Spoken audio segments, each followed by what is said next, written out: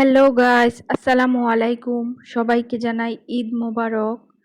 আশা করি সবার ঈদ ভালো কেটেছে। আল্লাহর রহমতে আমার ঈদও ভালো কেটেছে। আর আজকে আমি চিকেন কাচ্চি বিরিয়ানি রান্না করেছি, সেটাই আপনাদের সবার সাথে শেয়ার করতে আসছি। আসলে আমি রান্না করিনি, আমার শাশুড়ি আম্মু রান্না করেছে। আমি শুধু ভুলে যাই, বারবার বলি আমি রান্না করেছি। আর সব মায়েদের রান্নাই অনেক মজা হয়। আমার শাশুড়ি আম্মুর হাতের রান্না অনেক মজা। দেখতেই পাচ্ছেন, সে সব মশলা একসাথে মাখিয়ে কষিয়ে নিয়েছে মুরগিটা। তারপর সে তেল দিতে ভুলে গিয়েছিল, তেলটা দিয়ে নিয়েছে। আমি 2 প্যাকেট বাসমতি চাল নিয়েছি, কারণ আমাদের বাসায় সদস্য সংখ্যা অনেক বেশি। আর আমি চালটা 1 ঘন্টা আগে পানিতে ভিজিয়ে রেখেছিলাম। তারপর আমি গরম পানিতে কিছু এলাচি, দারচিনি আর তেজপাতা আর কিছু লবণ আর সামান্য একটু তেল দিয়ে চালটা 80% সিদ্ধ করে নিয়েছি।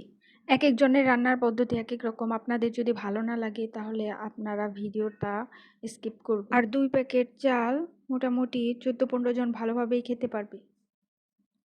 চালটা এমনভাবে সিদ্ধ করতে হবে যেন 80% সিদ্ধ হয়ে যায়, আর বাকি 20% সিদ্ধ ছাড়া রাখতে হবে। সিদ্ধ হয়ে গেলে আমি একটা চালনিতে ঝরিয়ে নিয়েছি। এরপর সামান্য আরেকটু কিছু তেল দিয়ে মাংসটা আবার একটু জাল করে নিয়েছি।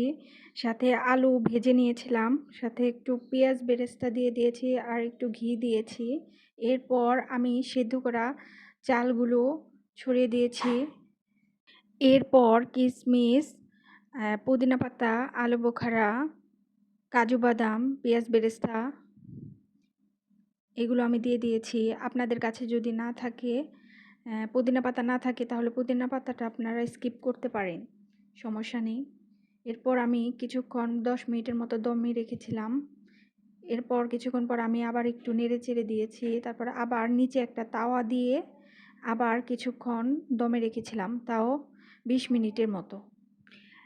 দেখতেই পাচ্ছেন আমার বিরিয়ানি তৈরি। কেমন হয়েছে অবশ্যই কমেন্ট করে জানাবেন।